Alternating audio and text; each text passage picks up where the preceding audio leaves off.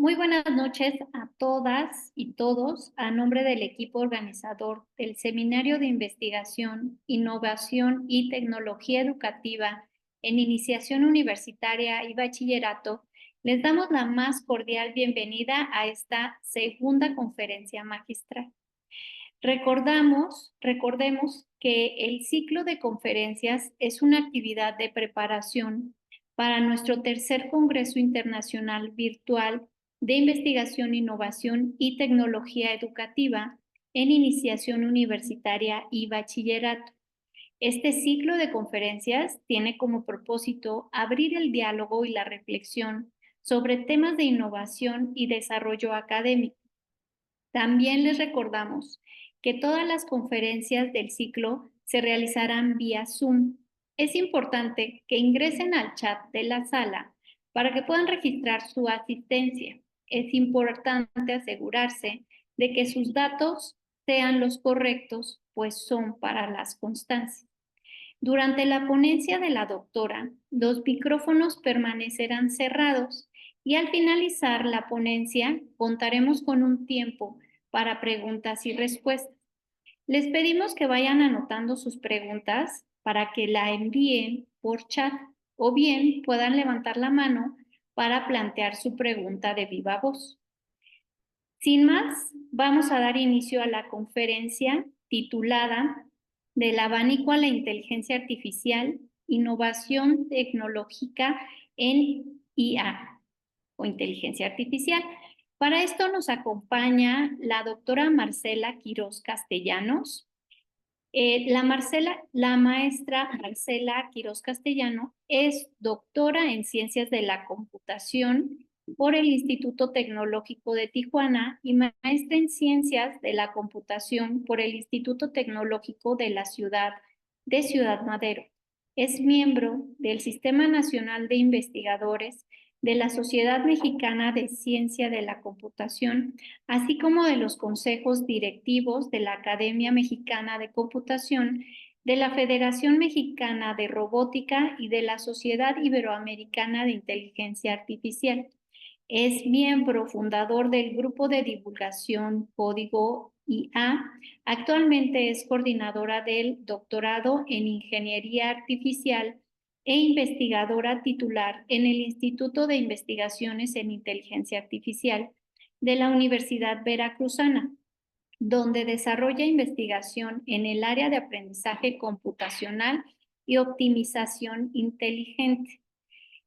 Le cedemos la palabra a la doctora. Agradecemos su disposición para compartir su conocimiento con nosotros y pues sin más, doctora, bienvenida.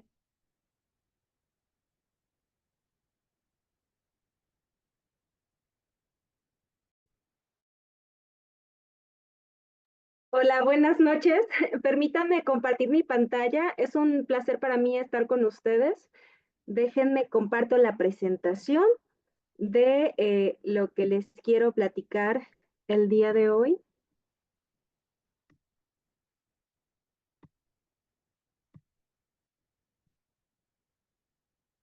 ¿Me confirman, por favor, si pueden ver la presentación? Sí se observa. Ok, perfecto. Muchas gracias. Eh, Voy a comenzar entonces platicándoles. El título de la conferencia del día de hoy es Del abaco a la inteligencia artificial, innovación tecnológica con inteligencia artificial. Ahí pueden ver ustedes mi correo electrónico y mis redes sociales, así como las redes sociales del Instituto de Investigaciones en Inteligencia Artificial y del grupo de divulgación Código IA. En caso de que les interese lo que hacemos, ahí nos pueden seguir. Les platico que yo trabajo en la Universidad Veracruzana. En este caso, soy... Ay, una disculpa. Es que me están apareciendo las notificaciones de cuando alguien se agrega al grupo y las quiero cerrar y se me cerró la presentación. Bueno, no sé si ustedes conocen el estado de Veracruz. La universidad está distribuida en el estado de Veracruz, en diferentes regiones.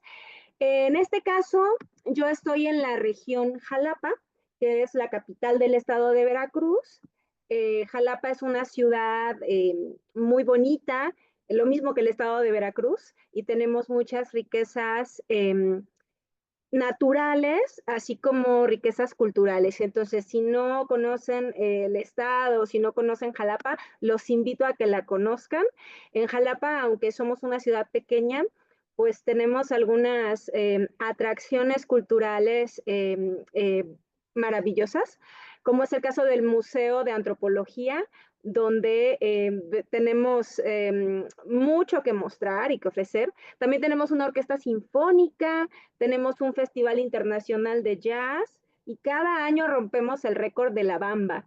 Entonces, si no conocen Jalapa, pues acá están las puertas abiertas cuando gusten visitarnos. Y bueno, yo en particular estoy en el Instituto de Investigaciones en Inteligencia Artificial dentro de la Universidad Veracruzana. Aquí en el instituto tenemos un par de programas de posgrado, una maestría y un doctorado en inteligencia artificial. Les platico que nuestra maestría fue la primer maestría en inteligencia artificial en México, bueno, el primer programa de posgrado en IA en México, y estamos cumpliendo este año 31 años. Entonces, si bien ahorita está de moda la IA, pues acá ya tiene rato que estamos formando científicos en inteligencia artificial. Bueno, para comenzar con la charla, quiero platicarles o quiero compartirles más bien esta reflexión del director de la UNESCO.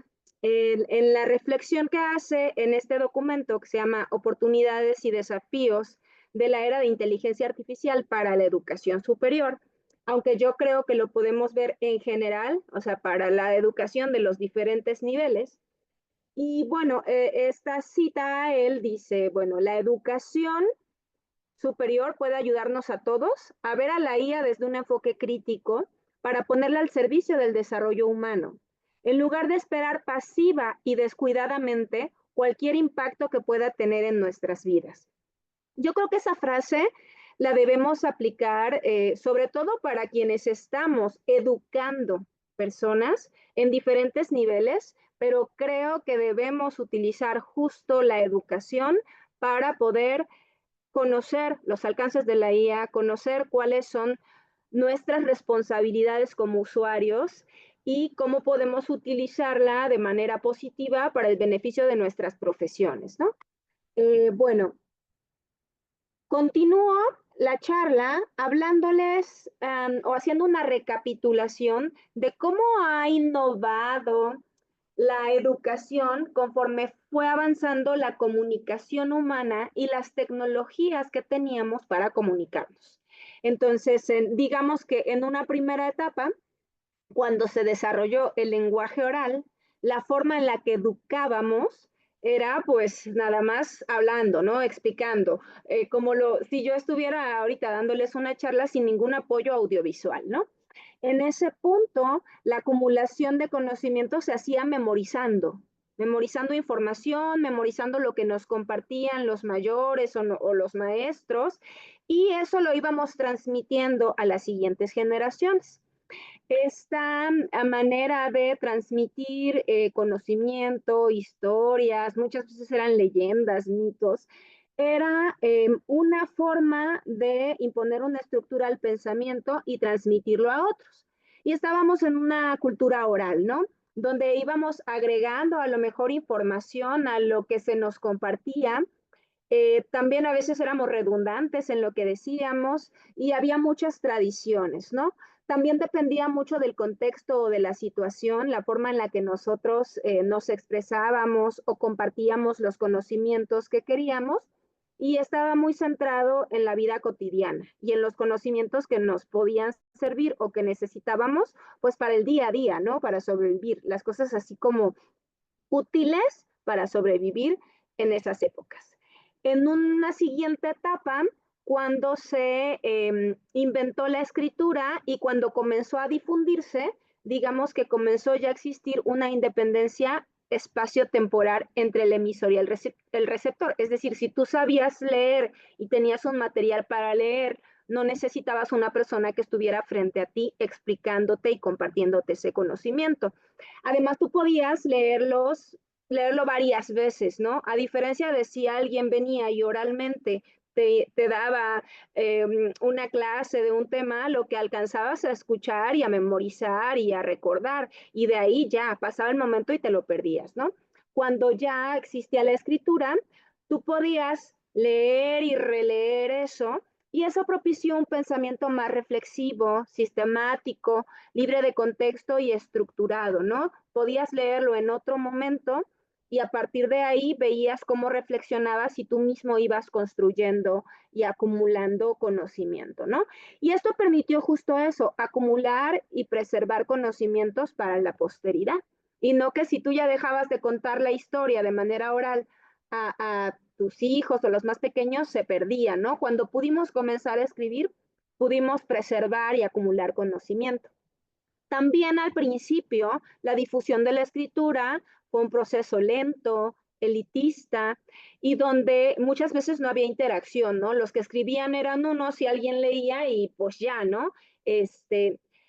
Y también lo que ocurrió fue que pues pocas personas sabían leer, ¿no? Entonces esto implicó que surgiera la necesidad de alfabetización de las personas y con esto se fueron creando las primeras escuelas. Eh, en otro momento, cuando pudimos hacer un poco más masivo esto de compartir los textos, fue cuando apareció la imprenta. Cuando apareció la imprenta, se pudo un poco masificar. O sea, antes era muy caro tener un libro, antes de que existiera la imprenta, porque eran manuscritos que personas tenían que escribir y armar.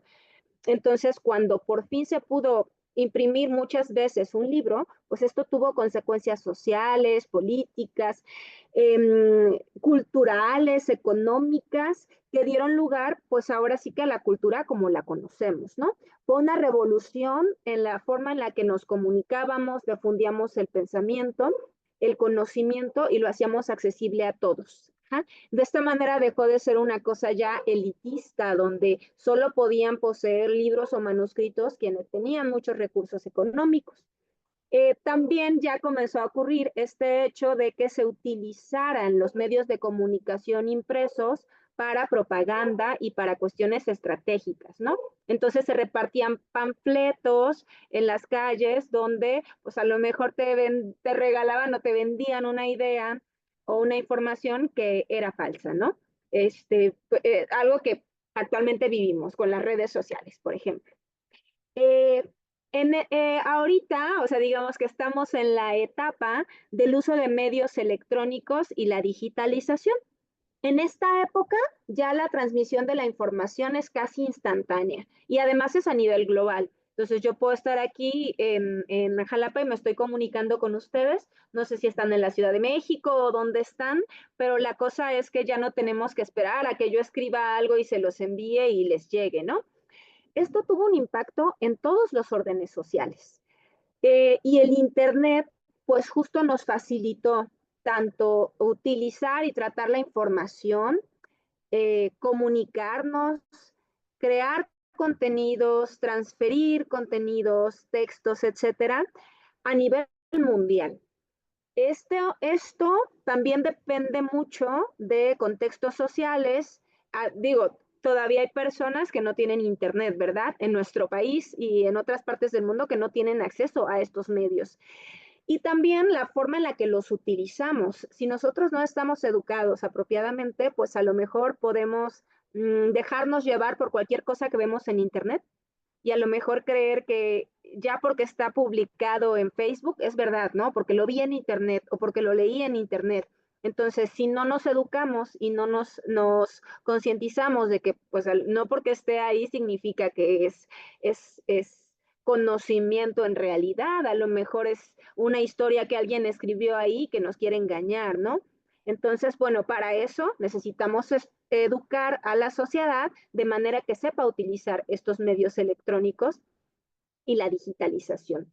Este sistema de comunicación, digamos, ha sido posible gracias a redes de comunicación baratas, abiertas y globales. También actualmente hay procedimientos rápidos de acceso a la comunicación y para elaborar nuevos contenidos que luego podamos compartir nosotros en Internet.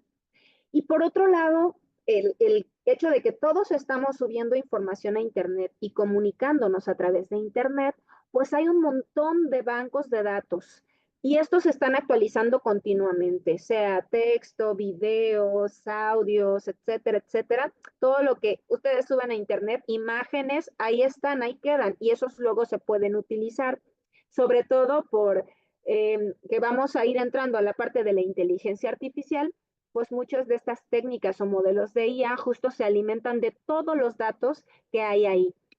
Eh, en la era de la información, las tecnologías de la información y comunicación están cambiando la manera en la que nosotros adquirimos conocimiento y también están cambiando nuestra manera de conocer y nuestra manera de pensar. Esto también ha tenido un impacto negativo. Entonces, podemos decir que pues, hemos observado un fenómeno como yo le llamo así como un declive epistemológico, o sea, hemos visto una disminución y dispersión de la atención, sobre todo en los jóvenes que ya nacieron como en estas tecnologías. Es difícil mantenerlos concentrados en una clase o leyendo algo así sin que se distraigan. Ya quieren aprender en un video de 5 minutos, no de media hora, y si no se aburren y no se pueden concentrar. Estamos cayendo en una cultura sin profundidad, donde parece que sabemos de todos los temas porque buscamos en Internet sobre el tema X y luego vemos una descripción y ya con leer en un párrafo de lo que se supone que se trata el tema, pues decimos que ya nosotros sabemos y conocemos, ¿no? Pero en realidad ya pocos nos detenemos realmente a estudiar y documentarnos cuando nos interesa adquirir conocimiento sobre algún área. Eh, También esto mismo nos está llevando a una falta de estructuración. Por lo mismo de que no nos detenemos a analizar, a pensar, todo nos lo dan muy rápido, es difícil ya estructurar el conocimiento. También estamos viendo como una estandarización de los mensajes, o sea, como que ahorita se usa comunicarse así o informar así, etcétera. Y pues esto lleva como una pérdida de creatividad también, ¿no?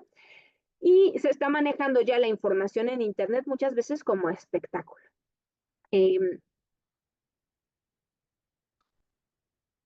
ah, pero lo que querríamos en realidad es llegar más bien como a una sociedad del aprendizaje. Con esto me refiero a que necesitamos estar continuamente educando a los individuos que deben aprender cómo utilizar estas tecnologías, digamos, para mantener el bienestar social y el progreso económico. Entonces, finalmente, esto es un reto para los especialistas en educación, ¿no? Y los especialistas en educación, si queremos llegar a esta sociedad del aprendizaje, pues debemos analizar las condiciones en las que deben producirse los procesos educativos y cómo integrar las nuevas tecnologías que van surgiendo continuamente con el fin de que la sociedad, esta sociedad que vive inmersa en la información y las tecnologías y demás, que cambie y se aprenda a utilizarlas en su beneficio de manera sostenible y cambie a ser ahora ya una sociedad de conocimiento y del aprendizaje, ¿no? Digamos que queremos una sociedad que utilice las tecnologías de forma crítica y reflexiva para mejorar la comunicación, la interacción y las relaciones afectivas, y que puedan estas tecnologías aumentar las capacidades de los individuos para que puedan utilizarlas en la solución de problemas, en el desarrollo de su capacidad creadoras y para alcanzar mayores niveles de bienestar. Digamos que esa es la utopía. Ahora, es responsabilidad también de cada individuo el reconocer que necesita estarse educando y capacitando constantemente para el uso de estas tecnologías. Bueno, entrando un poco ya a la descripción justo de eso de las TICs, para luego llegar al tema de inteligencia artificial, pues habría que describir la ciencia de la computación, ¿no? Y la ciencia de la computación es la ciencia de los procesos de información y sus interacciones con el mundo. Quienes trabajamos en el área de ciencia de la computación, lo que nos preguntamos todo el tiempo es, ¿qué podríamos automatizar? ¿Qué proceso podríamos automatizarlo para luego poderlo ejecutar en una computadora, ¿no? Eh, este nivel de inteligencia que nosotros podemos poner en la computadora, lo hacemos a través de algoritmos. Digamos que cuando nosotros podemos, en un conjunto de pasos, describir el procedimiento para resolver un problema, esa inteligencia que se requeriría para resolver el problema, pues va a quedar codificada en ese conjunto de pasos o en ese algoritmo. Entonces, ¿qué es un algoritmo, no? Que digamos que son la base de la ciencia de la computación. Un algoritmo es un conjunto metódico de pasos que podemos usar para hacer cálculos, resolver problemas, tomar decisiones. Los algoritmos toman entradas y producen una salida predecible y consistente. Los algoritmos es algo que utilizamos desde niños cuando llevamos clases de aritmética, ¿no? Y nos enseñaron cómo hacer operaciones aritméticas. Entonces, si tú tienes estos números que vas a sumar, pues esa es la entrada, ¿no? Y el procedimiento es, bueno, comienza sumando primero la columna de la derecha y luego llevas tanto y se lo aumentas a la columna que sigue y demás. Y tú, si tú sigues paso a paso las instrucciones, siempre vas a tener la suma correcta, ¿no? A menos que lo hagas mal. Pero si sigues paso a pasito el procedimiento, pues vas a obtener el resultado correcto. Eso es un algoritmo. Tiene que estar suficientemente clara cada instrucción y ser muy precisa para que no quepa ahí nada de ambigüedad. Y si tú lo sigues tal cual, vas a llegar al resultado, ¿no? Por ejemplo, una receta de cocina. Entonces, las entradas van a ser los ingredientes y bien medidos. Y si tú sigues paso a paso todo el procedimiento, pues al final vas a tener ese platillo que querías preparar, ¿no? Eh, Ahora, si no existe un algoritmo para resolver un problema, entonces no podríamos automatizarlo y no podríamos nosotros codificarlo para que la computadora resolviera ese problema. Aquí entramos entre eso que es computable y lo que no es computable, ¿no? Y lo que es computable, pues son esos problemas que se pueden resolver mediante un algoritmo. Eh, Ahora, hablando ya de la historia de la computación un poco, pues digamos que podemos comenzar a hablar de esto de los algoritmos y de computar o resolver problemas donde hacemos operaciones y demás desde el abaco chino. Y entonces en ese momento, si bien teníamos un artefacto o una tecnología para realizar operaciones, la ejecución del algoritmo dependía del operador humano, ¿no? Entonces tú ibas, si aprendías más o menos, pues muevo para aquí, muevo para allá, etcétera, sabías utilizarlo, seguías el algoritmo, ibas a llegar al resultado. Posteriormente, por ahí de los años 1600, comenzamos a ver ya las primeras calculadoras que tenían incrustado el algoritmo en la estructura de la máquina. Y ahí hablábamos de algunas calculadoras como la calculadora de Pascal, de Leibniz, que se trataba del posicionamiento de engranajes. No todas podían hacer muchas operaciones, la de Pascal solo hacía adiciones, la de Leibniz hacía algunas operaciones aritméticas y tú podías seleccionar cuáles. Y posteriormente, en 1700 y algo, 1800, estuvo la máquina de Babbage, ¿no? Que aquí se decía que se podría modificar para hacer una variedad de cálculos. Y todas estas eran con posicionamiento de engranajes. Pero resulta que por la tecnología que existía en ese tiempo, no se podía producir de manera rentable este tipo de máquinas impulsadas por engranajes y que tú las pudieras vender, ¿no? Para que la gente la tuviera en sus casas, etcétera. Fue hasta el siglo XX que se superó esta barrera y esto fue con los avances en la electrónica. Entonces, a partir de los 40, comenzamos a ver las primeras computadoras que ya se van acercando a lo que conocemos en la actualidad y fue una evolución muy rápida, como pueden ver. En los 40 teníamos computadoras que casi que ocupaban un espacio así como de un salón, ¿no? Gigantes. Y las capacidades computacionales que tenían en realidad eran muy limitadas. O sea, nuestros celulares actualmente tienen más capacidades que lo que tenía esto que se ve en la primera, como fotografía, ¿no? De los 40 de abajo. Posteriormente fueron haciéndose un poquito más pequeños, ¿no? En los 60 ya teníamos las primeras computadoras personales. Eh, yo no sé a qué edad o en qué momento tuvieron ustedes su primera computadora personal, si fue una computadora de escritorio o ya fue una laptop, pero digamos que en los 70 es cuando comienza a revolucionarse todo un poco más ya con el Internet. Luego por ahí de los 80s, 90s surge la web, luego los buscadores, porque antes estaba todo ahí, pero si nadie te decía cuál era su página, pues tú no dabas, ¿no? Cuando surgieron los buscadores, tú ahí escribías ya un término, un concepto que te interesaba explorar, un lugar, etcétera, y entonces ya te lanzaba páginas que estaban relacionadas con eso. Pero imagínense antes cómo se hacía para buscar información. Y ahora tenemos celulares inteligentes con inteligencia artificial, que tienen capacidades, les decía, bueno, mi celular actual, y miren que no es nuevo, o sea, yo creo que tengo con él como unos 3, 4 años, y tiene mayores capacidades que la laptop que yo tenía cuando estaba en la universidad. Llámese memoria, llámese velocidad de CPU. Eh, Ok, entonces, bueno, hablamos ya de que tenemos celulares con inteligencia artificial, pues es momento de describir qué es la inteligencia artificial. Y bueno, aquí les pongo 3 definiciones. La verdad es que si ustedes van y buscan un libro de IA, un libro de texto, o si buscan en internet inteligencia artificial, ¿no? Van a ver que encuentran como definiciones diferentes.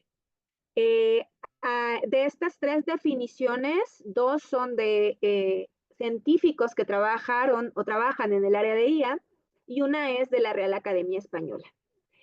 Como ven, subrayo en rojo, remarco en rojo, construir máquinas inteligentes, automatización de la conducta inteligente, programas informáticos que ejecutan operaciones comparables a las que realiza la mente humana. ¿Cómo lo definiría yo? Lo definiría como un área de la ciencia de la computación. O sea, es una disciplina científica la inteligencia artificial. Si bien ahorita hablamos de inteligencias artificiales, como si habláramos de una tecnología en específico, ¿no? Como, pues resulta que mi celular tiene una inteligencia artificial, ¿no? Que a lo mejor es una aplicación, un programita o algo, pero en realidad la inteligencia artificial es un campo de estudio, es una disciplina científica dentro de la ciencia de la computación y se ocupa de crear algoritmos, digamos, que luego estos algoritmos nosotros los implementamos en programas informáticos y estos programas informáticos la idea es que simulen un comportamiento inteligente. Y si bien en algunas definiciones se habla de la inteligencia humana, en realidad hay programas de inteligencia artificial o técnicas de inteligencia artificial que simulan otro tipo de inteligencias, ¿no? Por ejemplo, yo trabajo en un área que se llama computación evolutiva, que lo que simula es el proceso de evolución de las especies, que es un proceso biológico, un proceso natural. También hay algoritmos que simulan cómo trabajan conjuntos de animales para resolver problemas. Por ejemplo, algoritmos que simulan cómo trabajan las colonias de hormigas para conseguir alimento y llevarlo a los hormigueros. Entonces, de manera un poco más general, lo que la inteligencia artificial busca es construir algoritmos y programas informáticos que simulen procesos inteligentes, ¿no? Hay 2 términos claves para justo hablar de inteligencia artificial y de cuándo un programa es inteligente o no, o cuando un robot o una tecnología, no sé, ahora ya nos están vendiendo lavadoras que tienen inteligencia artificial, aspiradoras que tienen inteligencia artificial, un montón de aparatos, ¿no? Que nos dicen que tiene IA. ¿Cómo saber si un aparato, un programa, una aplicación, una página de internet, no sé, tiene inteligencia artificial, tiene tecnologías de inteligencia artificial? Hay 2 cualidades o capacidades que debería tener esta tecnología. Una de ellas es la capacidad de realizar tareas en entornos complejos sin la guía constante de un usuario, que a esto le llamamos autonomía. Y la otra sería adaptabilidad, que sería la capacidad de mejorar el rendimiento aprendiendo de la experiencia. Un ejemplo que yo pongo todo el tiempo es el de una lavadora. Imagínense que ustedes van y compran una lavadora y les dicen que tiene inteligencia artificial. Entonces, si ustedes simplemente en algún contenedor depositan el jabón, en otro el suavizante o no sé, y ya llega el momento en el que solo llegan, avientan su ropa y la lavadora solita decide cuánta agua utilizar, cuánto jabón, cuánto suavizante, cuánto tallar, que si el agua tibia o fría o no sé, cuánto tiempo se va a tardar tallando la ropa, etcétera, ¿no? Digamos que tiene cierto grado de autonomía la lavadora. Y si ustedes observan que es diferente cuando le ponen ropa blanca o cuando le ponen ropa negra o cuando le ponen ropa revuelta, ¿no? De diferentes colores y demás y texturas. Ahora, la otra característica, que esta es como la clave, porque esto de autonomía muchas veces con sistemas de control y demás se puede más o menos llegar a algo que nos puede engañar como que es autónomo el aparato, ¿no? Eh, la otra parte clave es esta capacidad que tiene el sistema de aprender y de mejorar con la experiencia. Y a esto le llamamos adaptabilidad. Entonces, si ustedes además observan que su lavadora cada vez gasta menos agua, la ropa le sale más limpia, más suave, se tarda menos lavando, el recibo de la luz les viene más barato, no sé, etcétera. O sea, si ustedes observan que está aprendiendo y que está mejorando, entonces podríamos decir que sí tiene por ahí trabajando algoritmos de inteligencia artificial. Um, ok, y la inteligencia artificial tampoco es un área de estudio nueva. De hecho, yo les comentaba al principio que la maestría de acá lleva 31 años, ¿no? La inteligencia artificial comenzó a gestarse casi al mismo tiempo que surgieron estas grandes computadoras como las que les mostraba en una diapositiva anterior, ¿no? Por ahí de 1940 y algo. Y ha pasado por diferentes etapas, algunas como que más prometedoras, otras donde parece que lo que se creía que se podía hacer no se puede o no se puede tan pronto como se esperaba. Pero en la actualidad estamos viviendo una etapa donde tenemos grandes bases de datos, donde tenemos cada vez mayor poder de cómputo y además ya es accesible, es más barato a como era antes, ¿no? Entonces ya podemos hacer, por ejemplo, quienes estamos trabajando en el área de IA, a lo mejor en laptops o computadoras de escritorio, experimentos, claro, depende del área de inteligencia artificial en la que trabajemos, algunos sí son muy pesados los experimentos y ni de broma se podrían en una computadora personal, pero hay áreas de la IA donde no es muy costoso computacionalmente correr los algoritmos, entonces podemos trabajarlas desde nuestras laptops, ¿no? Y estamos así como en una época en la que va aumentando el poder de cómputo y va un poco disminuyendo el costo, ¿no? Y eso ha permitido que haya un montón de avance en el área de inteligencia artificial. Ahorita se habla, no sé si ustedes han escuchado, ya tiene rato que se está hablando de esto de Internet de las cosas y todas las cosas conectadas a Internet. Y además, con el uso de inteligencia artificial, podemos utilizar apropiadamente toda la información que nos llega, ¿no? Y hablamos de agricultura inteligente, hogares inteligentes, educación inteligente, gobierno inteligente, salud, movilidad, todo lo relacionado con compras, etcétera, ¿no? Uso de energía. Todavía parece un poco utópico esto, porque sabemos que, pues, sobre todo en México, todavía hay regiones que a lo mejor no tienen ni energía eléctrica, ¿no? Menos internet. Entonces, bueno, pero pues ese es el sueño. Y quienes sí tenemos acceso a estas tecnologías, pues más o menos de pronto lo vamos viendo cerca, ¿no? Como tener una bocina inteligente con la que hablas en tu casa y que de pronto te dice, no sé, que ya te llegó un mensaje, por ejemplo, ¿no? Em, ok, ¿cuál es el impacto de la inteligencia artificial en la actualidad? Digamos que podríamos equipararlo a lo que en su momento representaron tecnologías así tan disruptivas como la máquina de vapor, la electricidad y las líneas de ensamblaje y las tecnologías de información y comunicación. No sé qué edades tengan quienes están aquí en el público. Bueno, a mí me tocó vivir la parte cuando de pronto las tecnologías de la información y comunicación es así como que tienes que aprender computación ya, sí o sí. Y había escuelitas de computación donde había, no sé, 30 alumnos y solo había una computadora. Y el día que te tocaba tocarla, híjole. Y si estabas chiquito, pues era bien difícil. Y era todo así como que te escribían en pizarrón, que el hardware, que el software, que no sé qué, que no sé qué, cuánto que el disquete, puro tomar nota y cuando ya te tocaba acercarte a la computadora, ¿no? Al principio. No sé si alguno se identifica con la experiencia y que ya cuando ya podías conforme fue avanzando, porque también fue más o menos rápido. Al rato ya en las escuelitas de computación ya había una computadora para cada estudiante, ¿no? Y entonces ya podías crear tu correo electrónico y te comenzaban a enseñar a utilizar, pues, paquetería, sobre todo de Microsoft, ¿no? Procesadores de texto, hojas de cálculo, etcétera. Y ya de pronto, ya en todos los empleos te pedían, ¿no? Que supieras utilizar paquetería, que tuvieras correo electrónico, etcétera, etcétera.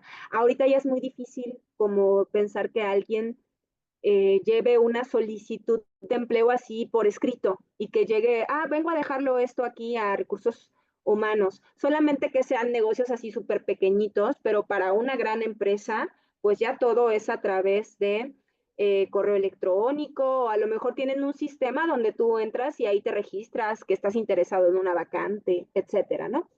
Y bueno, también la contribución que está significando la inteligencia artificial y estas tecnologías a la economía mundial, pues es enorme, ¿no?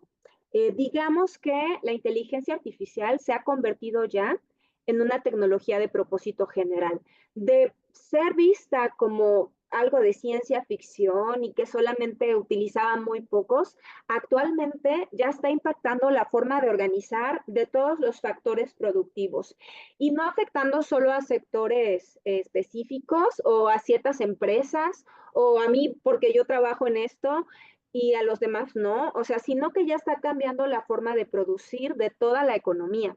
Pero no nada más está afectando a la economía, también está afectando la forma en la que nos comunicamos, la forma en la que aprendemos, la forma como nos relacionamos.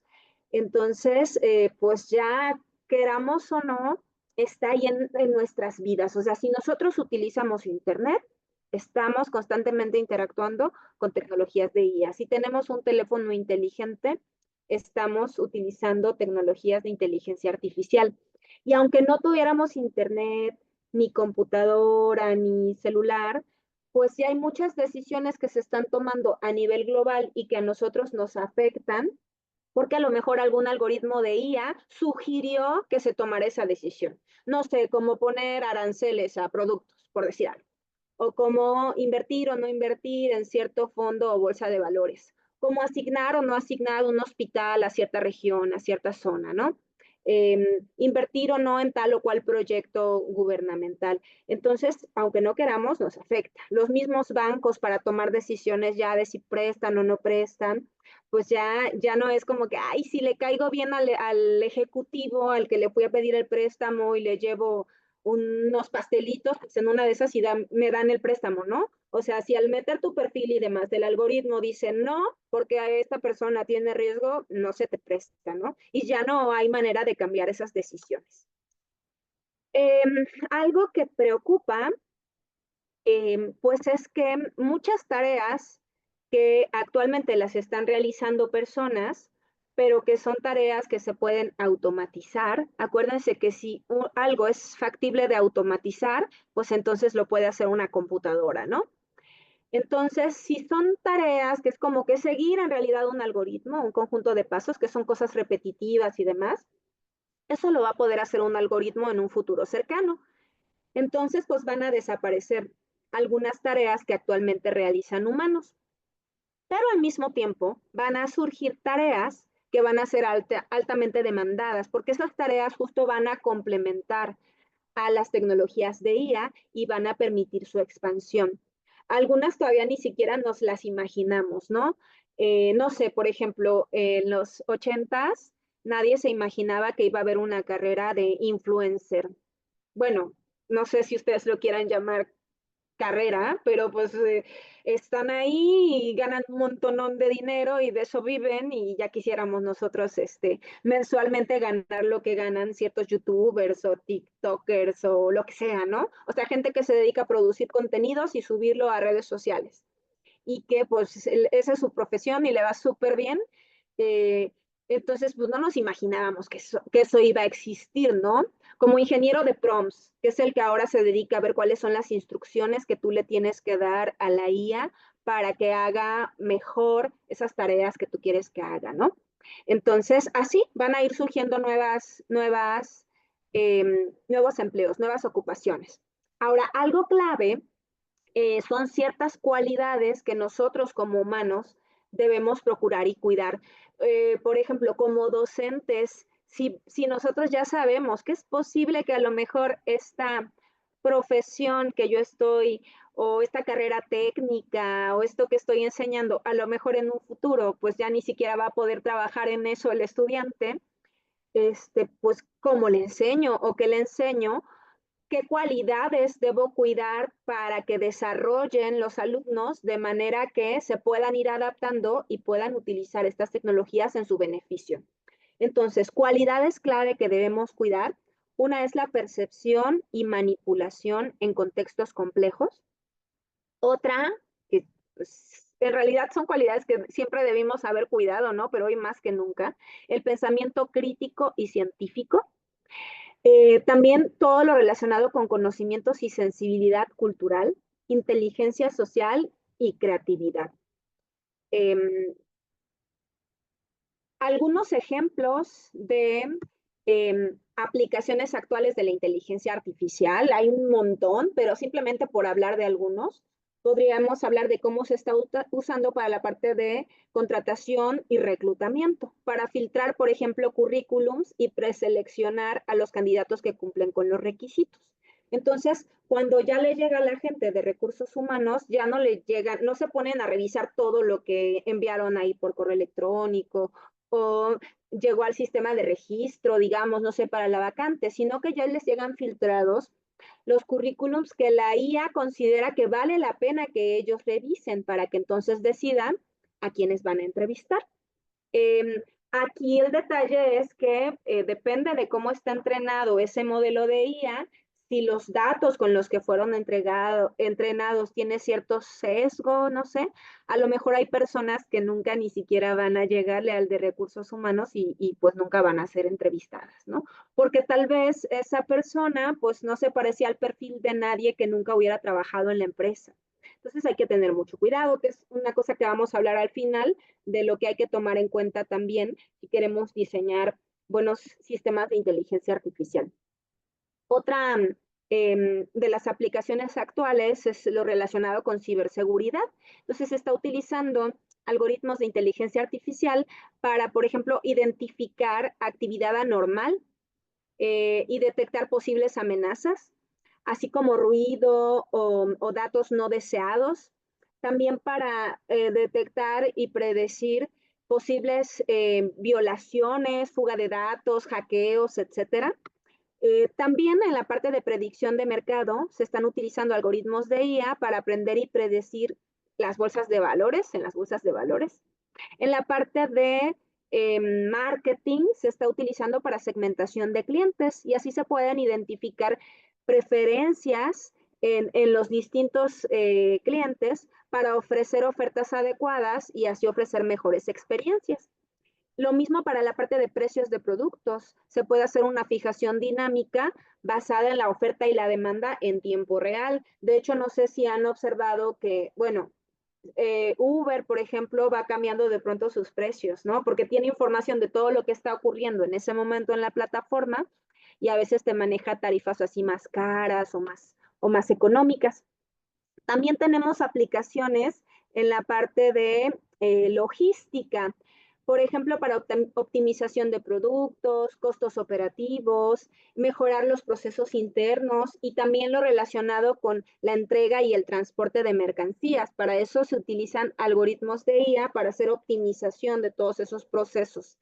Eh, Igual en la industria financiera, para control de fraude, control de lavado de dinero o detectar actividades sospechosas, predecir actividades sospechosas, lo de concesión de créditos, que era algo que mencionábamos hace rato que están haciendo los bancos, y más aplicaciones como recomendación de productos y servicios, curación de contenidos, asistentes virtuales, automatización del servicio a través de chatbots. No sé si han observado que ya casi todas las páginas en la parte de como servicio a cliente o atención en los chats, ya el primero que te responde es un chatbot hasta que ya le dices, no, quiero hablar con un ejecutivo. Y hay páginas donde es imposible, no hay ejecutivos.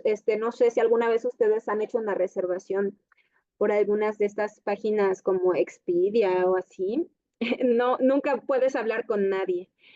Lo más que hace el chatbot es mandarte una página donde se describe ese proceso y demás y hazle como quieras, ¿no? Eh, También para la parte de campañas digitales, personalización de productos, etcétera, etcétera, etcétera. Un sinfín de aplicaciones. Bueno, pero lo que a nosotros nos interesa es más lo relacionado con educación y procesos de enseñanza-aprendizaje. Entonces, una de esas aplicaciones es el aprendizaje personalizado. Y aquí podríamos hablar, por ejemplo, de sistemas de tutoría inteligente que cuando el alumno toma clases, no sé, por ejemplo, desde su casa, sin que esté el profesor ahí al tanto, estos tutores inteligentes les van sugiriendo nuevos contenidos. Estos contenidos, pues es según el avance que va teniendo el estudiante, les van aclarando dudas, dependiendo de si observan que se equivocaron, por ejemplo, en un ejercicio, etcétera, les sugieren repasar ciertos temas, y no solo se lo sugieren, sino que les mandan actividades extras para reforzar esas lagunas que pueden tener. También se utilizan, por ejemplo, los chatbots justo para apoyar en estos procesos de enseñanza-aprendizaje. Entonces, que tú puedas preguntarle con un lenguaje más o menos natural y que te pueda responder. Y aquí no son chatbots como ChatGPT, por ejemplo, que es súper general y puedes preguntarle un montón de cosas y te puede dar información falsa que sacó quién sabe de dónde, sino son ya ambientes curados con información que es fiable, de fuentes fiables, etcétera, ¿no?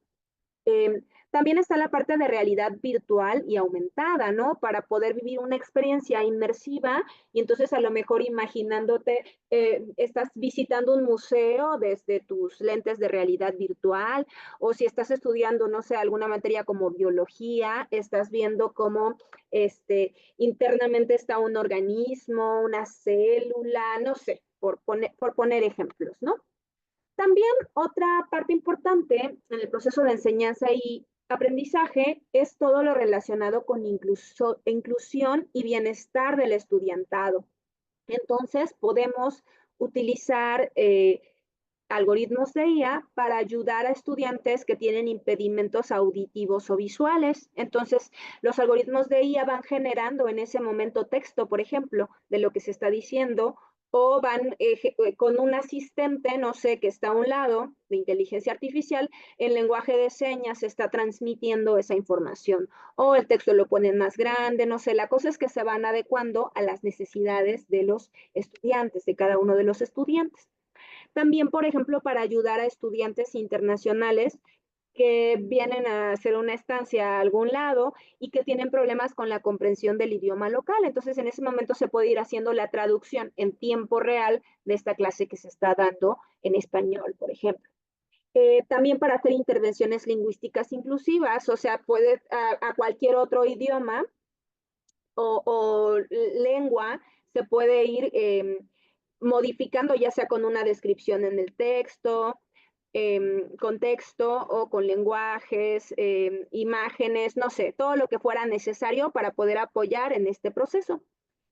Y otro punto es que con estos algoritmos de IA podríamos ir identificando estudiantes que pudieran tener riesgo en cuanto a su bienestar y de esta manera poder brindarles apoyo emocional y práctico. O sea, si nosotros, antes de que el estudiante repruebe o se dé de baja, podríamos identificar que es posible que tenga un problema, entonces en ese momento, no sé, mandamos un aviso a un profesor o el encargado de la parte el trabajador social o la psicóloga o el psicólogo, no sé, la persona que pueda ya, que tenga, al final, claro, un humano es el que tiene que terminar pues supervisando esto, ¿no? Entonces ya puede entrevistar al estudiante, hablar con él, ver cómo va, pero el mismo algoritmo de IA nos puede como poner focos rojos, ¿no? Y decir, ojo, este estudiante está en riesgo porque por el patrón que lleva, de cómo ha respondido sus ejercicios, de cómo se observa que posible que tenga por ahí algún problema o algún riesgo escolar. También podemos utilizar algoritmos de IA para analizar y evaluar el proceso del estudiantado. Entonces, por ejemplo, nos pueden ayudar a monitorear el rendimiento de los estudiantes, a calificar tareas y brindar retroalimentación a estudiantes y al final de cuentas, digamos que el uso de estas tecnologías y no nada más por nosotros los académicos, sino también por los estudiantes, porque al final de cuentas ellos las están utilizando, ¿no? Entonces, si yo le voy a encargar un ensayo y es posible que al final el ensayo lo escriba con un chat como ChatGPT o algunos de esos, ¿cómo le voy a calificar yo ahora? Eh, es un reto, ¿no? Entonces tenemos que repensar las prácticas de evaluación de manera que realmente podamos nosotros evaluar que los estudiantes adquirieron los conocimientos. Y eso es un tema debe trabajarse un montón, ¿no? ¿Cómo ahora evalúo yo a mis estudiantes cuando sé que es muy fácil para ellos hacer uso de estas tecnologías, pero sin que esto represente muchísimo más trabajo para mí o que yo esté dudando constantemente de todos y demás? Vaya, no es nuevo esto de que los estudiantes hagan trampa. O sea, a lo mejor antes no usaban ChatGPT, pero plagiaban lo que estaban entregando porque tomaban de alguna página la información o de varias, pero nada más copiaban y pegaban, etcétera. Pero era como más, si el estudiante era flojito, era como más fácil de detectar, ¿no? Y ahora, como pues por la forma en la que se redacta, que está así como que quién sabe dónde salió, no es tan fácil encontrar el texto, entonces está más complicado. Pero bueno, ahí está ese reto y hay que pensar entonces ahora cómo los vamos a evaluar, cómo vamos a validar que realmente están adquiriendo los conocimientos que nosotros debemos transmitir. Eh, también podemos aplicar en el desarrollo o debemos también tener cuidado con el desarrollo profesional docente, ¿no? Porque si los estudiantes ya están usando esas tecnologías, pues es urgente que nosotros como académicos aprendamos a usarlas, aprendamos sus pros, sus contras, cómo podríamos utilizarlas en beneficio de la clase, ¿no? Y aquí los docentes pues tenemos un papel central para la integración de estas tecnologías de IA y la forma en la que evaluamos a los estudiantes, enseñamos y siempre cuidando mantener la integridad académica, claro. Y bueno, podemos pensar que las instituciones de educación, si bien hay instituciones de educación superior, pero en general las instituciones de educación deben fomentar un entorno propicio para el desarrollo profesional docente. También la IA se puede aplicar en la parte de la administración y gestión de la educación, pensando, por ejemplo, en la gestión y el uso de datos, ¿no? También se pueden automatizar un montón de tareas administrativas. Eh, los servicios a estudiantes pueden automatizarse sin tanto problema. Y la cuestión de las admisiones y ayuda financiera. Y podemos, con el uso de IAs, o de algoritmos de inteligencia artificial, aumentar la retención de estudiantes y la reducción de deserción. O sea, podemos identificar aquellos estudiantes que a lo mejor tienen una situación financiera difícil y a lo mejor a ellos ofrecerles becas. También podríamos, si vemos que su rendimiento escolar no está siendo pues el apropiado o que según la predicción del algoritmo parece que está en riesgo, lo mismo, ofrecerles algún programa de, para reforzar, etcétera, los contenidos, ¿no? Y en general para servicios y apoyo institucional. Ok, ahora, en el mercado laboral, la inteligencia artificial ya está siendo muy demandada. Entonces, si nosotros vamos viendo las vacantes a nivel mundial, o sea, los anuncios de empleo que requieren conocimientos de inteligencia artificial, vemos cómo esto va creciendo y va creciendo y va creciendo, ¿no? Sobre todo en países de primer mundo, cada vez se está demandando más especialistas en inteligencia artificial. Ahora, otra cosa es que los especialistas en inteligencia artificial, por ejemplo, es muy fácil que trabajen a distancia. Entonces, a lo mejor es alguien que está aquí en México, pero está trabajando a distancia para una empresa que tiene sede en otro país, ¿no? En general, las empresas de todo el mundo están dando prioridad a la IA sobre otras tecnologías actuales, ¿no? Como el Internet de las Cosas, por ejemplo, la ciberseguridad. O sea, si les preguntas qué tecnología consideran más importante, el 73% de las empresas considera que es más importante en este momento invertir en inteligencia artificial. Entonces, lo que necesitamos es capacitación en inteligencia artificial en todos los niveles educativos para satisfacer estas necesidades cambiantes del mercado laboral, pero no nada más para el mercado laboral, porque como les decía, aunque ustedes no trabajen en algo de IA, estamos constantemente utilizando estas tecnologías que están impactando en nuestras vidas. También hay que promover la diversidad en el mercado laboral de la IA.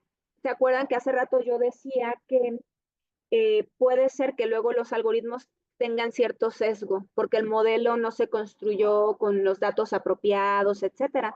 Entonces, eso suele ocurrir cuando no tengo un equipo de desarrollo diverso que pueda visualizar todas las necesidades y pueda ver más allá. Imagínense si yo solamente tengo hombres de cierta nacionalidad, de cierto nivel social, etcétera, pues seguramente su visión es muy diferente a si yo incluyo personas de nacionalidades diferentes, culturas diferentes, carreras diferentes, géneros diferentes, etcétera, etcétera, ¿no? Otra cosa importante, pues es que debemos alfabetizar en IA, o sea, tenemos que aprender cómo funcionan estas tecnologías, cuál es el riesgo que corro yo al utilizarlas, también cómo podría utilizarlas a mi beneficio y cuál es mi responsabilidad como usuario. Entonces, si yo no estoy consciente de eso, pues yo las uso y digo, ah, total, no pasa nada. Comparto una foto de mi INE en internet. ¿Qué puede pasar? Comparto una foto de mi rostro muy cerca donde se pueden ver mis datos biométricos y demás. Total, ¿qué puede pasar? No, no nos damos cuenta del riesgo. Entonces, si nosotros vamos conociendo, pues somos mucho más cuidadosos, ¿no? Y claro, las habilidades de pensamiento crítico, porque hay que saber que depende de dónde está esta tecnología y para qué. O sea, los algoritmos de inteligencia artificial normalmente tienen una función objetivo que alcanzar, que quieren mejorar el valor de esa función. Pero el valor de esa función no suele ser nuestro bienestar como usuarios o no suele ser que nosotros aprendamos algo, sino suele ser que la empresa que me contrató a mí como red social venda más productos. Ajá. Y si eso implica que yo engañe a, o que comparta cosas que son falsas o que tenga ahí enganchado todo el tiempo al usuario en las redes sociales, pues eso no me importa, porque mi objetivo es maximizar eh, la venta de productos, ¿no? Por decir algo. O el tiempo que las personas están en mi red social, no sé. Entonces, pues por eso hay que ser muy críticos y cuidadosos, ¿no? Nada es gratis. Realmente a nosotros nos están vendiendo cuando nosotros estamos utilizando esas redes sociales y nuestros datos que estamos subiendo ahí. Y bueno, algo que hay que hacer es fomentar el aprendizaje a lo largo de la vida, porque como mencionaba hace rato, pues hay profesiones que van a ir cambiando y unas que de plano van a desaparecer y nuevas tareas van a surgir. Ya se habla de que durante una vida de una persona a lo mejor va a cambiar varias veces de profesión. Entonces tenemos que estar aprendiendo y adaptarnos. Eh, y bueno, lo que se espera es que la inteligencia artificial tampoco es como que venga a desplazar a los seres humanos, sino que más bien actúe como un colaborador y que nos brinde nuevas posibilidades para la creación, autonomía y adaptabilidad de procesos y productos que vayan mejorando con el tiempo y que nos permita a los seres humanos potenciar nuestras habilidades, ¿no? Identificar tendencias, tecnologías emergentes que puedan ayudarnos a desde desarrollar productos, por ejemplo, como a nuestra vida y a nuestro día a día. Lo que se espera es que ya las carreras se centren en educar especialistas que puedan interactuar con sistemas inteligentes. Es decir, que independientemente de la carrera que tú estudies, no sé, a lo mejor estudias medicina, pero tú también llevas algunas asignaturas que están relacionadas con el uso de sistemas de inteligencia artificial para el apoyo a los diagnósticos médicos, para el apoyo a la parte de llevar los expedientes médicos, para así, lo mismo, si estás estudiando, no sé, arquitectura, que también tengas materias ahí que te enseñen cómo los sistemas de IA te pueden ayudar a hacer diseños de edificios mejores, cómo te pueden ayudar a tal, tal, tal. Entonces, de eso se trata, no se trata de venir a desplazar a los médicos, ni a los arquitectos, ni a los abogados, sino de apoyarles para que puedan tener más herramientas de manera que puedan realizar mejor su labor en su profesión. Y bueno, ¿cuáles son los retos de la inteligencia artificial en la educación? Algo que es clave es que debemos impulsar políticas públicas integrales sobre la inteligencia artificial para el desarrollo sostenible. No sé si ustedes por ahí han visto, han leído cuántos recursos se gastó, o sea, cuántos millones de dólares para entrenar, por ejemplo, este modelo que utiliza ChatGPT. Después salió otro chino y luego han ido mejorando, pero cada vez que lo entrenan gastan muchísimo. Ahora, cada que también para mantenerlo ahí se gasta muchísima agua. Cuando nosotros hacemos consultas, igual, se gastan recursos naturales, ¿no? Entonces, tenemos que aprender a utilizarla, pero de manera sostenible, ¿no? Y no nada más para este ocio y demás, sino de manera que yo sea útil el uso que le estoy dando, ¿no? Eh, También es importante garantizar un uso inclusivo y equitativo de la inteligencia artificial en educación. Entonces, que sea una tecnología que pueda estar al alcance de todos y que todos seamos educados para poder utilizarla, porque si no lo que va a ocurrir es que va a haber todavía diferencias más marcadas entre las personas que tienen acceso y utilizan esta tecnología y las que no. Eh, También está la parte de la preparación de los profesores, claro. Entonces, hay que preparar a profesores para una educación impulsada por la inteligencia artificial. Y algo clave que decía yo hace rato era la parte de los datos con los que entrenamos a esos modelos. Y necesitamos datos inclusivos y de calidad si queremos que nuestros modelos nos den buenas respuestas y nos den buenas soluciones y no haya por ahí sesgos ni desigualdades en cuanto a que ciertas personas se vean beneficiadas con las decisiones que toma el sistema de IA y otras perjudicadas. Y es necesario realizar investigación en IA sobre educación significativa. También necesitamos sistemas éticos y transparentes para la recopilación, uso y divulgación de los datos, porque luego es bien fácil decir, pues vamos a tomar información de aquí o de allá, o vamos a tomar fotografías, o vamos, pero eso es ético, tenemos el permiso para usarlos. Si no los usamos apropiadamente y los dejamos por ahí, alguien más accede a ellos, aunque nosotros estábamos actuando de buena fe al principio, ¿eso qué implicaciones puede tener o qué riesgos pueden existir?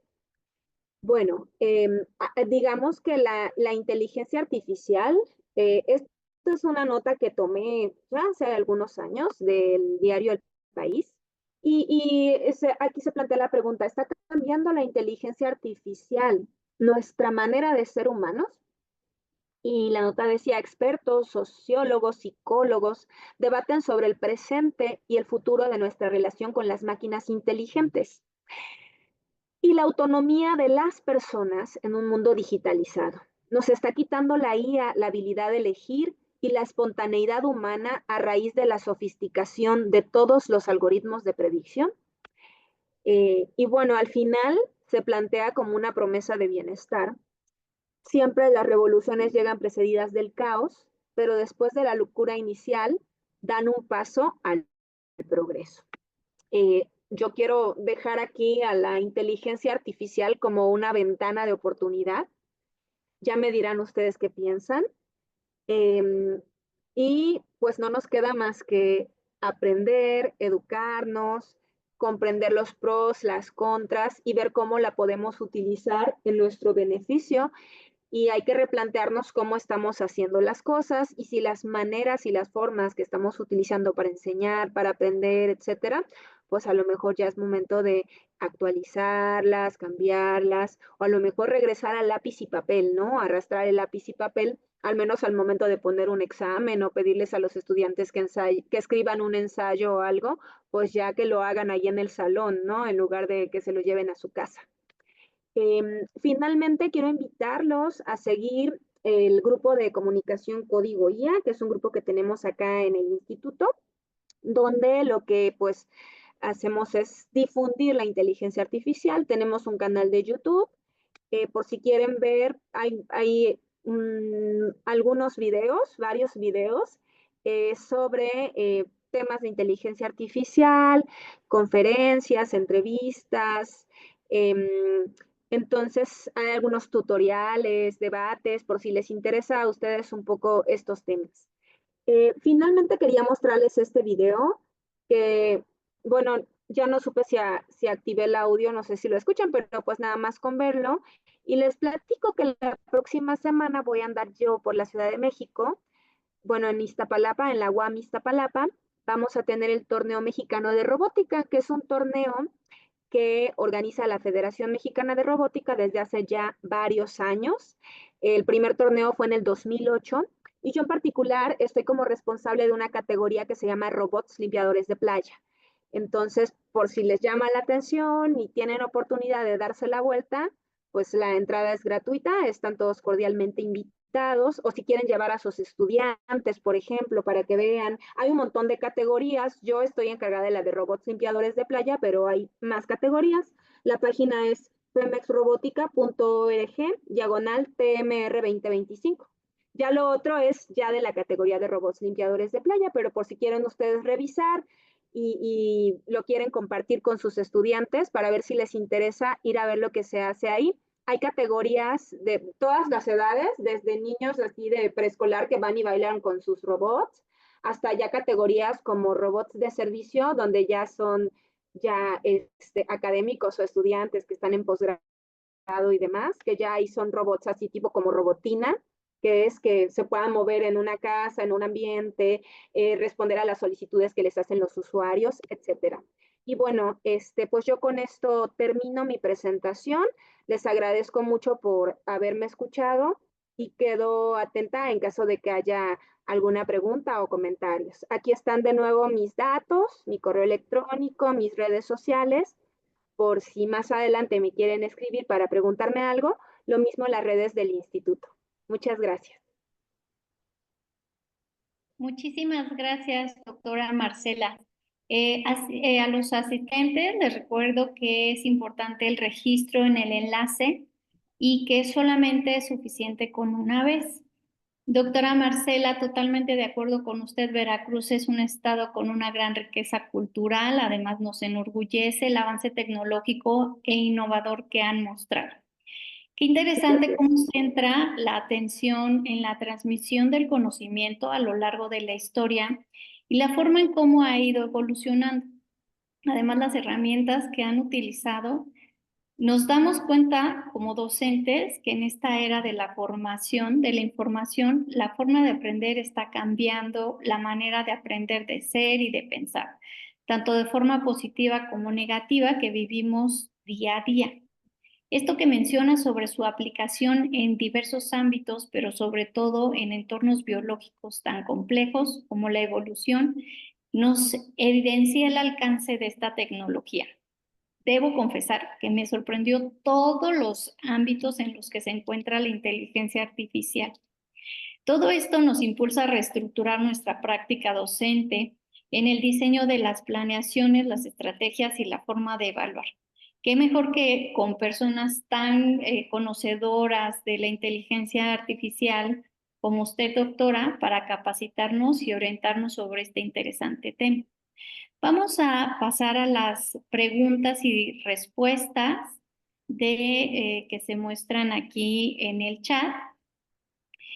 El maestro Adolfo Aarón Alcántara Hernández menciona: buenas tardes, doctora Marcela, muy interesante la información y la ponencia que nos comparte, ya que contiene temas muy importantes en el mundo actual. De lo que nos comparte, me surge la duda: ¿cómo puede la inteligencia artificial en la educación influir en el desarrollo económico de los países en vías de desarrollo?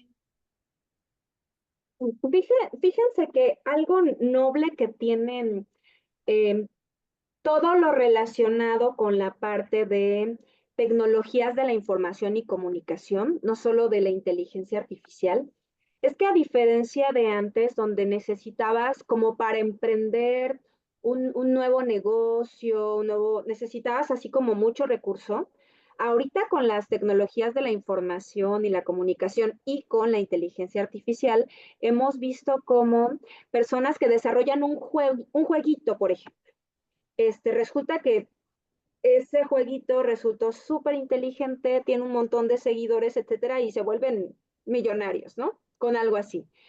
También se puede, cuando estás trabajando en estas áreas, desde tu computadora, desde tu habitación, etcétera, trabajar a distancia, ¿no? Entonces yo creo que desde el punto de vista de quienes la gente que estudia carreras de inteligencia artificial, digamos, desde ese punto van a tener oportunidades laborales, ¿no? Y eso al final impacta en la economía, impacta en el poder adquisitivo, etcétera, como vimos hace rato, que hay mucha demanda laboral en inteligencia artificial. Entonces, si bien es un área como todas las áreas científicas, pues en las que hay que estudiarle un montón, ¿no? No digo que en otras carreras no, pero hay gente que le saca la vuelta a las matemáticas y a la física y a las ciencias exactas, ¿no? Pero fuera de eso, en realidad es un área que te abre un montón de puertas. Entonces, ahorita, desde ese punto de vista, pues la inteligencia artificial, quienes tengan conocimientos con el área de inteligencia artificial, pues van a tener muchas más oportunidades de empleo. Eh, y uno mismo, si sabe utilizarla, la puede para el apoyo a sus procesos en el trabajo. No sé, por ejemplo, yo como académica, ya no como experta en IA, sino como académica. Hay algunas tareitas que a veces tengo que hacer y que me llevan tiempo. No quiere decir que yo no las sepa hacer, pero si voy a escribir, por ejemplo, un oficio de invitación para un académico que venga a dar una conferencia aquí en el marco de tal evento, si yo me pongo a hacer ese oficio, a lo mejor me va a tomar, no sé, 10 minutos, por decir algo, ¿no? Pero yo puedo rápidamente pedírsela a un chatbot, genérame una propuesta de oficio y ya, y entonces yo nada más reviso rápido, cambio, y entonces ahora en lugar de 10 minutos me tomó 2 minutos o me tomó minuto y medio, ¿no? Entonces, si yo comienzo a identificar dónde sí o cuándo sí lo puedo utilizar, claro, siempre hay que revisar, ¿no? Todas las respuestas que nos dan los sistemas de IA y depende de qué sistema se use, si es una cosa así como muy abierta, como esto chat GPT o lo que sea, nos puede dar información incorrecta, información errónea. Entonces hay que revisar y verificar.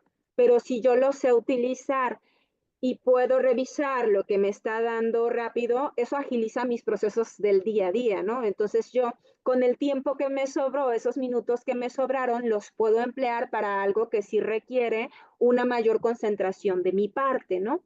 Entonces así podemos irlos utilizando y al final ese tiempo que me va quedando lo voy empleando en otras tareas que pues eso me va a redituar, ¿no? En algo. Sí, sí, justo, o sea, no es que uno no lo sepa hacer, ¿no? Creo que ahí está el punto con a veces con la diferencia con los chicos, Ujú. que ellos lo quieren hacer de esa manera, pero les falta aprender primero a saber cómo hacerlo y después, pues sí, ya facilitarse las cosas, ¿no? Claro. Bueno, sigo con las preguntas. El maestro Usman Villanueva García comenta, excelente conferencia, doctora Marcela Quirós. Inquietud, ¿podría contarnos de alguna estrategia didáctica diseñada e impartida con uso de herramientas de inteligencia artificial sobre la metodología que utilizó, activas como la clase invertida o aprendizaje basado en proyectos tal vez? ¿Y cuáles fueron los resultados obtenidos? Si la aplicó con docentes, cursos formativos o estudiantes de ciertas asignaturas. Muchas gracias por compartir. Cordial saludo. Muchas gracias por la pregunta. Bueno, les comento, yo en mi actividad académica, en realidad mi línea de investigación no está enfocada en la parte de aplicaciones de IA para la educación. Yo lo que desarrollo en la parte de IA son algoritmos de optimización inteligentes. Entonces, yo te puedo contar de experiencias así tal cual me lo planteaste. En realidad yo no he realizado estudios de ese tipo, pero te puedo, de lo que he escuchado en foros o lo que he leído, digamos que eh, aquí la clave está en que el alumno sí utilice estas tecnologías, pero que las utilice para reforzar. Por ejemplo, tú puedes plantearle un ejercicio donde le digas que él escriba algo, por decir, y que luego le pida a esta herramienta o al chatbot que le corrija el estilo y que luego haga un análisis donde diga, a ver, ¿por qué me corrigió esto? ¿Por qué lo puso así? ¿Cómo debió hacer? Pero que él haga esa reflexión, ¿no? Para que vaya comprendiendo. Lo mismo que él corrija lo que le dio este chat o esta inteligencia artificial y que diga, ok, ¿qué fue lo que me propuso? Entonces ahora, ¿dónde están los detalles? ¿Dónde están los errores? ¿Qué es lo que yo le voy a sugerir ahora que cambio, que mejore? Y que te muestre toda esta interacción que tuvo, donde tú observes que realmente está ocurriendo un proceso aquí en el estudiante donde está captando y obteniendo contenidos, pero ya de una manera así como más específica. Ahí sí, la verdad es que me declaro que no, no he tenido no he realizado ese tipo de investigaciones, vaya, del uso de tecnologías de IA, ya en la parte de evaluación y en la parte de enseñanza-aprendizaje. Sí, creo que eso es todo un reto y un área de oportunidades para todos Así es. nosotros. Moisés Silva González menciona su comentario de hazle como quieras. Nos habla de que es necesario tener un cuidado muy meticuloso en el análisis de la información que revisa la IA, pues puede tomar decisiones que posiblemente un humano con criterios más personales y holísticos tomaría de manera muy diferente. ¿Cómo se trabaja el desarrollo de la IA en este sentido? Sí, bueno, aquí depende de los contextos, ¿no? Donde se vaya a aplicar, pero al final se puede, no sé, cuando te da una respuesta, volviendo al ejemplo del chatbot, que es como lo más común, pues tú puedes seguir preguntando, ¿no? Y puedes cuestionar eso que te está diciendo, etcétera. Pero depende mucho del contexto, depende de para qué lo estés utilizando. Aquí yo no puse como ejemplos. Me centré más a la parte de sistemas de predicción, digamos, este tipo de modelos, pero en realidad la inteligencia artificial es una cosa muy amplia, ¿no?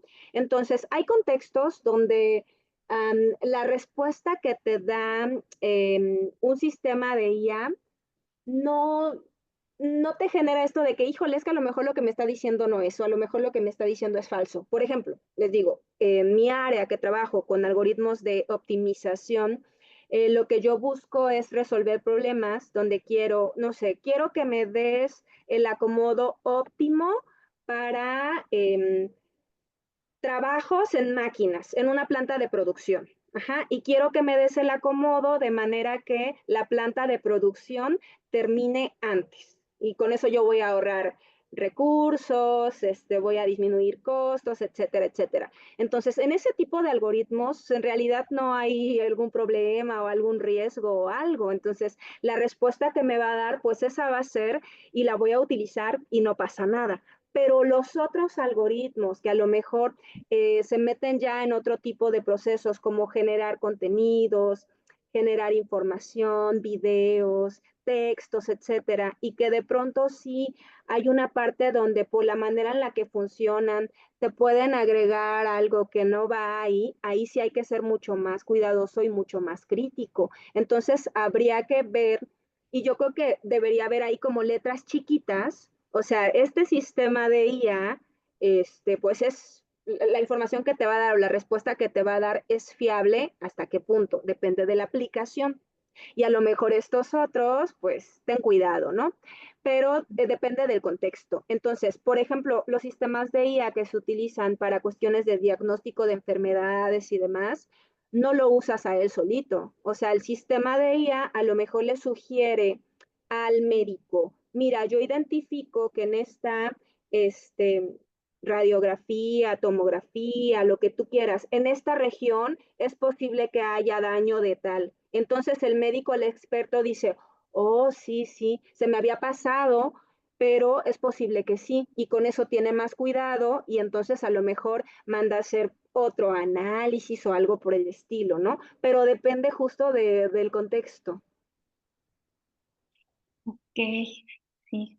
El maestro Moisés también realiza la siguiente pregunta: ¿cómo cuidar que las decisiones tomadas por la IA estén lo menos cargadas posible de sesgo? Sí, ahí está, digamos que hay hay expertos en IA que están llevando sus investigaciones hacia esa parte, ¿no? Y eso tiene que ver en dos, digamos que hay dos factores ahí. Uno es los datos. O sea, los datos con los que vas a entrenar al sistema, tienes que cuidarlos, depurarlos, curarlos. Si notas que están desbalanceados, ver cómo los complementas. A lo mejor incluso tienes que generar datos de manera artificial, etcétera, para que tengas datos apropiados. Y luego, una vez que ya tienes el sistema, pues tienes que hacer pruebas, evaluarlo y demás. Pero parte clave es el equipo de desarrollo, o sea, que trates de tener un equipo de desarrollo diverso, que vea diferentes de todos los usuarios que puedas tener, que vislumbre, ajá, las necesidades. Por ponerles un ejemplo, cuando se desarrollaron los primeros relojes inteligentes, estos de Apple, y luego al principio había algunas cosas que hubieran sido muy sencillas que las incluyeran, dirigidas a las mujeres, como pues que pudieras ahí llevar datos como de tu ciclo menstrual, por decir, cosas por el estilo. Y no se incluyeron, no se tomaron en cuenta. Y de pronto a lo mejor te detectaba que tenías ahí cierto nivel extraño, pero pues a lo mejor se relacionaba justo con eso, ¿no? Pero porque en el grupo de desarrolladores no había mujeres.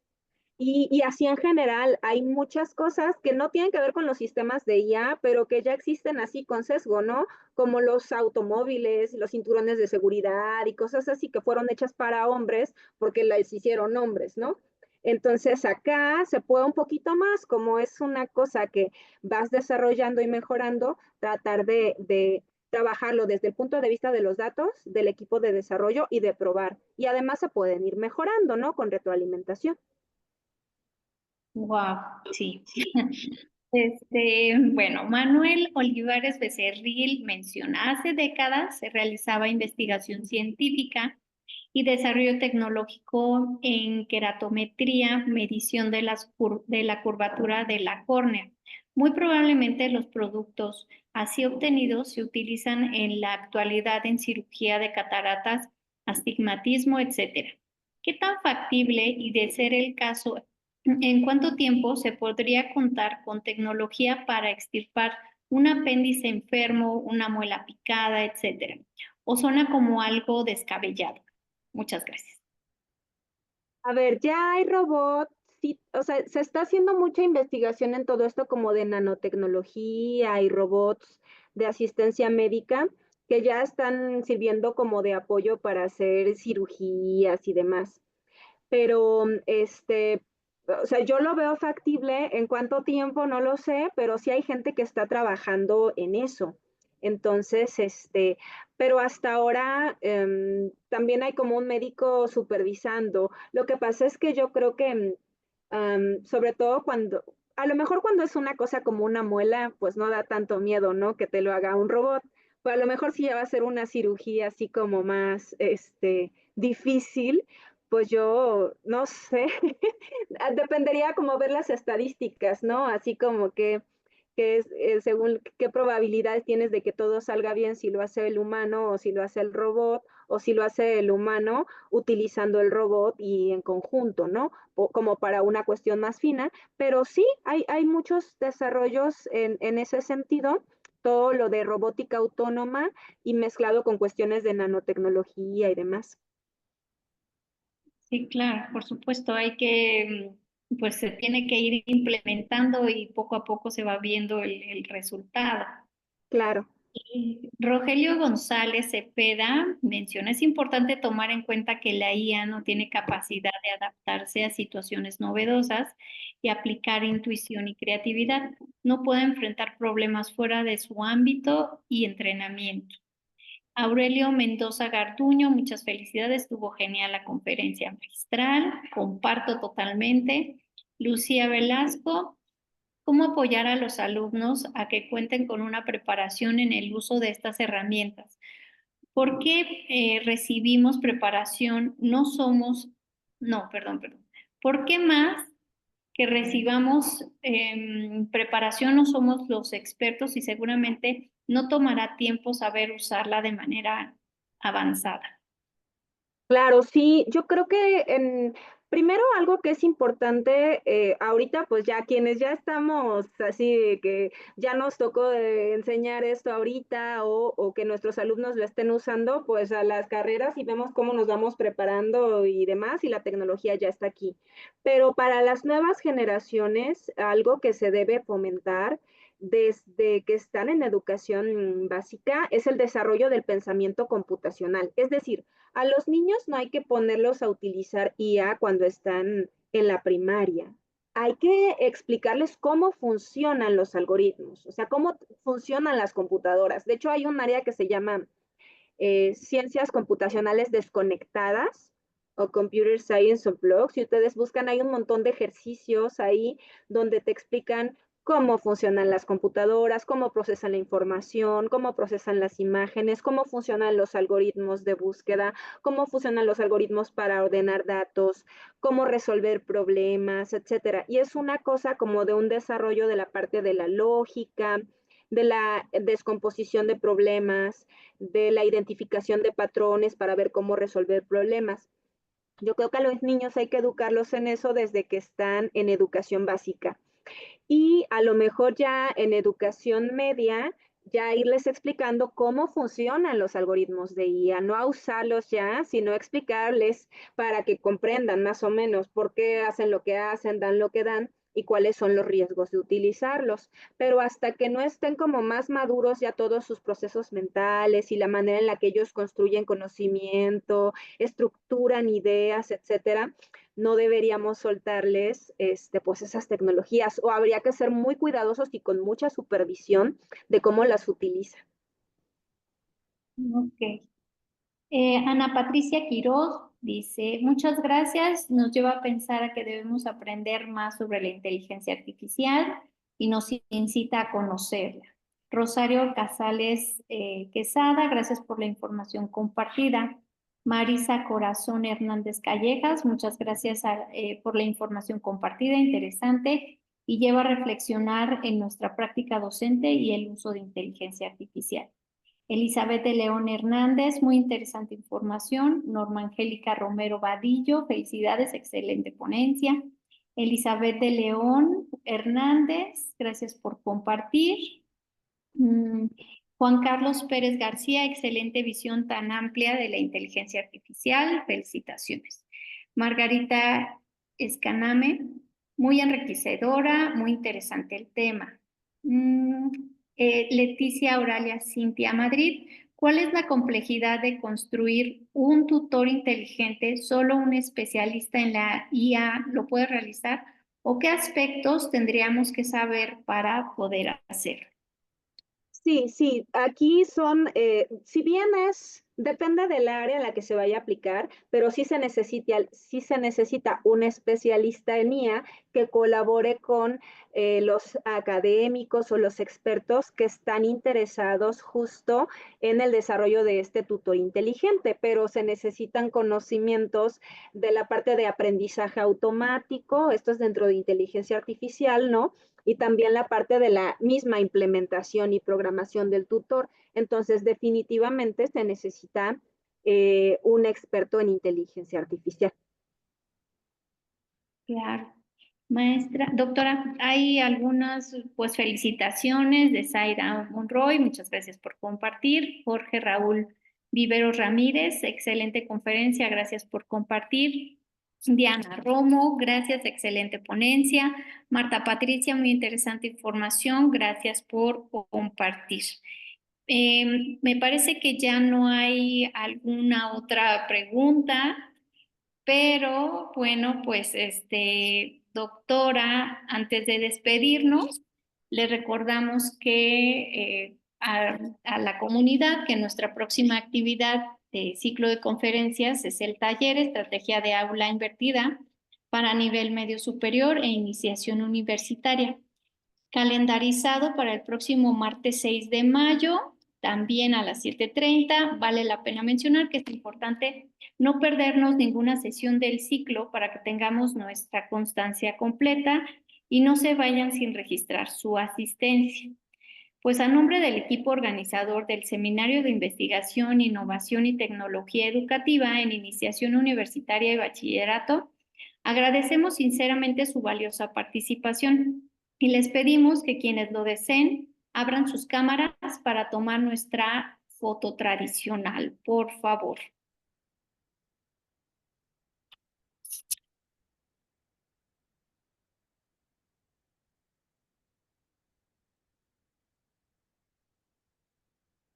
Me mencionan que no se puede. No sé si nos puedan apoyar ahí. Oye.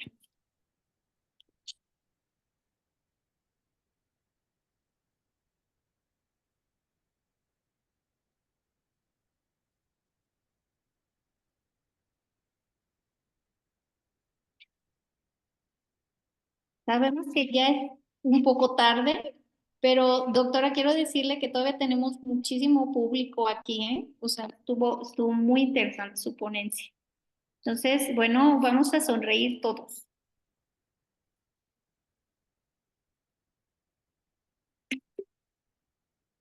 Listo, un fuerte aplauso para la doctora. Si pueden abrir ahí sus micrófonos y nada más darle un aplauso virtual a la doctora, por favor. Muchas gracias, gracias por la invitación. Y bueno, por ahí tienen mis datos. Cualquier duda o esto, no duden en escribirme. Si no sé, pues al menos les comparto por ahí material para que ustedes lo revisen. Muchísimas gracias, doctora, y buenas noches a todos. Buenas noches. Buenas noches. Hasta luego. Hasta luego.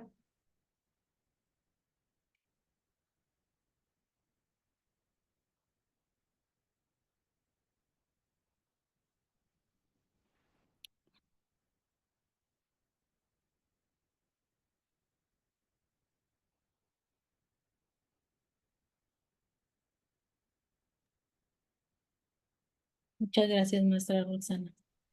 No, a ustedes por el apoyo. Gracias a todos.